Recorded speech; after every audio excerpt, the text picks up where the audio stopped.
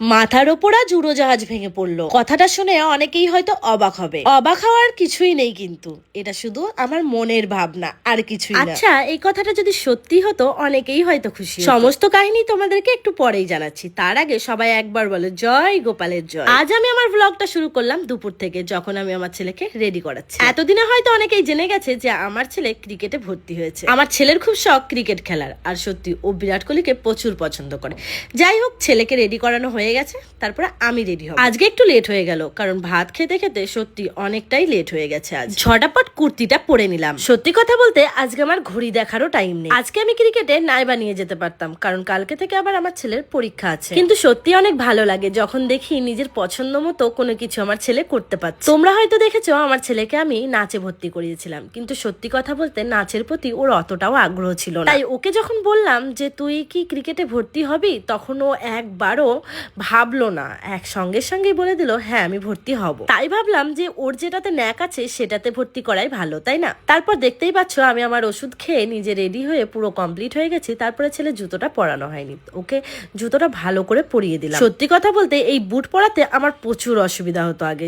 যেমন ধরো এই জুতোর লেসগুলো আমি কখনোই বাঁধতে পারতাম না, কিন্তু এখন আমাকে বাঁধতে হচ্ছে, কারণ সবসময় ওর বাবা বাড়িতে থাকে না। ফিতে বাঁধা জুতো আমার সত্যি একদমই অপছন্দ। কখনো আমি নিজেও এরকম ফিতে বাঁধা জুতো পরিনি, আর ছেলেকেও কিনে দিতাম না। হ্যাঁ, একটু স্টাইলিশ লাগে, কিন্তু তবুও কি বলতো এই ফিতেটা বাঁধতেই তো পারি না, এটাই তো সমস্যা ছিল। কিন্তু আজ ছেলের জন্য সবকিছুই করতে হচ্ছে। একটা ঘটনা তোমাদের সঙ্গে আমি শেয়ার করি। আমার যখন বিয়ে হয়েছিল তখন আমার সবে সবে 18 বছর। আর সত্যি কথা বলতে বাড়িতে মা কোনো কাজই করতে দিত না, আর আমি যেহেতু বাড়ির ছোট মেয়ে ছিলাম তাই খুব আদরে যত্নে মানুষ হয়েছিলাম। আমরা যখন আমাদের গ্রামের বাড়িতে ছিলাম তখন আমার বান্ধবীরা সবাই মিলে পুকুরের ঘাটে গিয়ে বাসন মাজতো, কড়াই মাজতো, কিন্তু আমার মা কখনোই সেগুলো করতে দেয়নি। রবিবারের সকালটা প্রচুর সুন্দর ছিল, যেমন ধরো বৃষ্টি হলো হালকা, তারপরে মেঘলা মেঘলা, হঠাৎ একটুখানি রোদ উঠেছে, প্রায় 2-2:30 হবে সেই টাইমে। এই বড়িগুলো দেখে হয়তো আবার ভাবছো যে গরমকালে আবার কে বড়ি দেয়। শনিবার রাতে যখন কলাইয়ের ডালগুলো ভেজানো হলো তখন আমার শাশুড়িকে আমি বললাম যে মেঘলা মেঘলা আকাশ, তাহলে কি হবে? উনি বললো যে একবার যদি রোদ ওঠে তাহলে সারাদিনে বড়িগুলো শুকিয়ে যাবে আর বড়িগুলো টকও হবে। যাই হোক, বড়ি তো দেওয়া হয়ে গেল, তারপরে মেঘলা হলো, যা হলো হলো। যাই হোক, তারপরে আমরা বাড়ি থেকে বেরিয়ে গেলাম, আর ও আমাকে দিয়েই এসেছিল কালকে। কারণ সত্যি কথা বলতে হাই রোডের সামনে বাড়ি হলেও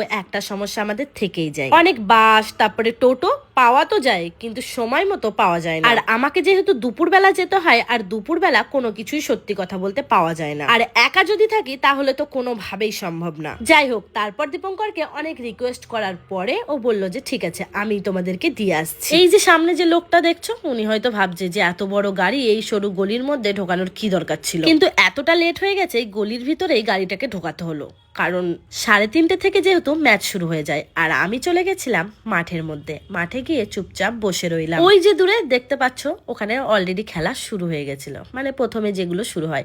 আর এখানে সবার মায়েরা বসে আছে, আমিও বসে আছি। এই যে সেই হেলিকপ্টার যেটা আমি তোমাদেরকে প্রথমেই দেখিয়েছি, আমাদের বেথুয়া ডহরিতে মমতা ব্যানার্জি আসছে সোমবার 6 তারিখে। এই ব্যাপারটা আমার অজানা ছিল। হঠাৎ করে আমি যখন প্লেনটা দেখলাম সত্যি আমার খুব ভালো লেগেছিল। তারপরে ওখানে বসে থাকা মায়েদের সঙ্গেই শুনলাম যে আজকে নাকি মমতা ব্যানার্জি আসছে। তারপরে দেখলে যে গরু নিয়ে কিছু বাচ্চা খেলা করছে। সত্যি ব্যাপারটা দেখে আমার খুবই খারাপ লাগলো, কারণ ওগুলো হচ্ছে অবলা প্রাণী। অবলা প্রাণীদের সঙ্গে এরকমটা করতে নেই, তবু কি করব, বাচ্চা তো। যাই হোক, বাচ্চা বলেও যে ছেড়ে দেওয়া যায় তা নয়। খারাপ লাগলেও তো কিছু করার নেই, নিজের বাচ্চাকে না হয় সামলানো যায়, অন্যের বাচ্চাকে তো নয়। সত্যি কথা বলতে ওখানে 2টো গরু ছিল। একটা গরু তো পুরো ছাড়া ছিল, কোনো বাঁধন ছাড়া, আর একটা গরু বাঁধা ছিল। খুব ভয় করছিল ওখানে বসে থাকতে। তারপরে বাবুর ক্রিকেট থেকে বাড়ি আসার পরে প্রায় 6টা নাগাদ কি 6:15 আমরা বাড়ি চলে আসলাম। বাড়ি আসার পর ওকে একটু খাইয়ে তারপরে আমি একটু কফি খেলাম, আর কফিটা খাওয়ার পর দেখতেই পাচ্ছ যে ছেলেকে পড়তে বসিয়েছিলাম। প্রথমেই যে দেখালাম তোমাদেরকে যে আজকে আমার শাশুড়ি মা বড়ি দিয়েছেন, আর আজকে তো কোনো রোদই হয়নি, তাই বড়িগুলো সানসেটের ওপরে বাইরে বারান্দায় রাখা ছিল। তারপর আমার চপ খেতে খুবই ইচ্ছা করেছিল। তোমরা হয়তো ভাববে যে কেমন রাক্ষসী, একবার কফি খাচ্ছে একবার চপ খাচ্ছে।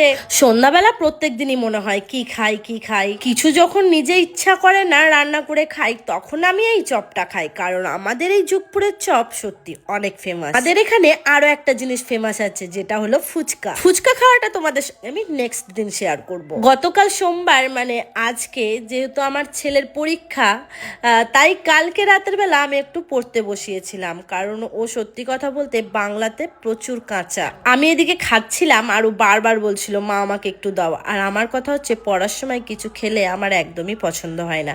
তারপরে আমি খেয়ে টেয়ে জল ভরতে চলে গেলাম আমাদের পিউরিফাই থেকে। তারপরে জল টল ভরে তারপরে চলে যাব নিচে, কারণ ততক্ষণে আমার পড়ানো কমপ্লিট হয়ে গেছে। আর ছেলেকে যেহেতু ভাত খাইয়ে ঘুম পাড়াতে হবে, যেহেতু সকালবেলা পরীক্ষা, তাই একটু তাড়াহুড়োই করছিলাম। প্রায় 10টা বেজে গেছে, ছেলেকে খাওয়ানো, রুটি করা, অনেক কিছুই বাকি ছিল। যাই হোক, গুড নাইট সবাইকে, ভালো থাকবে সবাই, এইটুকুই চাই, আর কিছুই না। গতকাল যেহেতু রোদ ছিল না, তাই আমার ঘরেই বাধ্য হয়ে বড়িগুলো শুকাতে দিতে হলো। আর এগুলো যদি হালকা বাতাসের মধ্যে না রাখা হয়, পুরো গন্ধ হয়ে নষ্ট হয়ে যায়। পুরো 1.5 কেজি ডালের বড়ি দেওয়া হয়েছিল, তাই আমার ঘরেই এভাবে শুকাতে দিয়ে দিলাম। হয়তো অনেকেই অনেক কথা বলবে যে বিছানার ওপরে বড়ি দিতে নেই, আর আমরা সত্যি কথা বলতে এই বিছানায় শুইনি। 2-3 দিন থেকেই ওপরে শুচ্ছি না, কারণ ওপরের এসিটা খারাপ হয়ে গেছে। আর 2-3 দিন থেকে এত পরিমাণে গরম পড়েছে যে ওপরে শোয়াটা সম্ভব হচ্ছে না। তাই ভাবলাম নিচে যাওয়ার আগে বড়িগুলো ভালো মতো বিছানায় রেখে দিয়ে যায়। আর শাশুড়ি মা বলে গেছিলেন যে সব বড়িগুলো এভাবে হালকা বাতাসের মধ্যে রেখে দিতে। তাই ঘরে একটা লাইট জ্বালিয়ে বড়িগুলো সব দিয়ে আমি নিচে চলে গেলাম ছেলেকে খাওয়া। ভালোবাসা দিও, ভালোবাসা নিও, এটাই।